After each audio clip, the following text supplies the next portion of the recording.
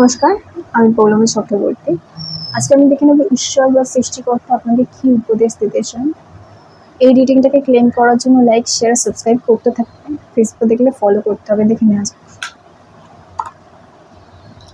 Remain positive. আমি দেখছি আপনি হয়তো এমন একটা সিচুয়েশনের বা পরিস্থিতির মধ্যে দিয়ে যাচ্ছেন যেখানে পজিটিভ থাকা কিন্তু আপনার জন্য একটা বড় চ্যালেঞ্জ হয়ে দাঁড়াচ্ছে। আপনি কিছুতেই কোনোভাবেই নিজের মাইন্ডটাকে পজিটিভ করতে পারছেন না। বারবার ওভার থিঙ্কিং করছেন, বারবার নেগেটিভ চিন্তাভাবনা আপনার মধ্যে কাজ করছে।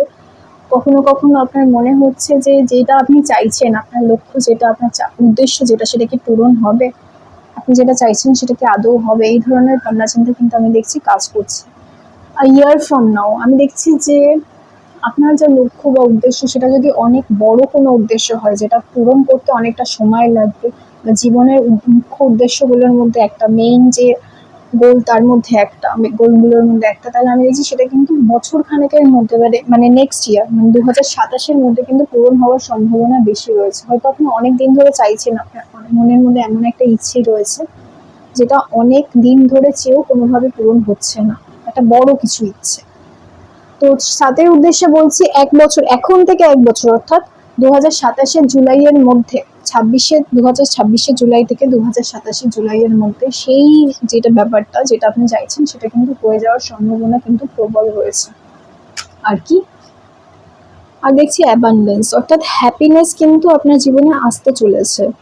আপনার জন্য কিন্তু হ্যাপিনেস বা সাকসেস যেটাকে আমরা বলি সেটা কিন্তু আপনার জীবনে আসতে চলেছে, এবং এই সাকসেসটাকে কিন্তু ধরে রাখতে হবে। অর্থাৎ এই যে সুযোগ সুবিধা যেটা আপনি পেতে চলেছেন, গত যেটা আপনার ইচ্ছে রয়েছে বা যেটা আপনার স্বপ্ন রয়েছে, যেটা পূরণ করার কথা আপনি অনেকদিন ধরে ভাবছেন কিন্তু পূরণ হচ্ছে না, সেটা কিন্তু ফাইনালি পূরণ হওয়ার সম্ভাবনা রয়েছে। এবং সেই যে খুশি বা সেই যে সুযোগ সেটা কিন্তু অবশ্যই অবশ্যই আপনার হওয়ার সম্ভাবনা রয়েছে।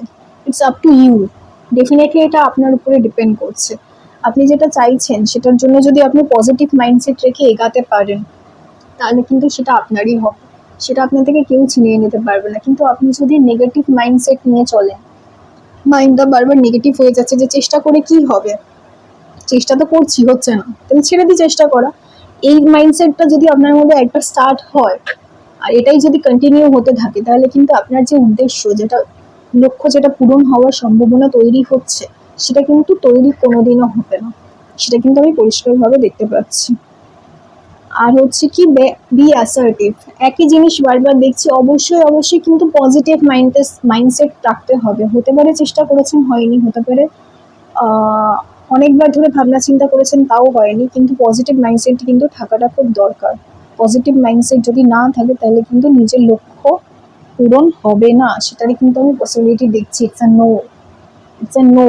আপনি যদি নেগেটিভ মাইন্ডসেট নিয়ে চলেন তাহলে হাজার সুযোগ পেলেও, হাজার চেষ্টা করলেও, ঠিক আছে, আপনি যদি নেগেটিভ মাইন্ডসেট বা নেগেটিভ চিন্তাভাবনা নিয়ে চলেন, আপনার উদ্দেশ্য কিন্তু কোনোদিনও পূরণ হবে না।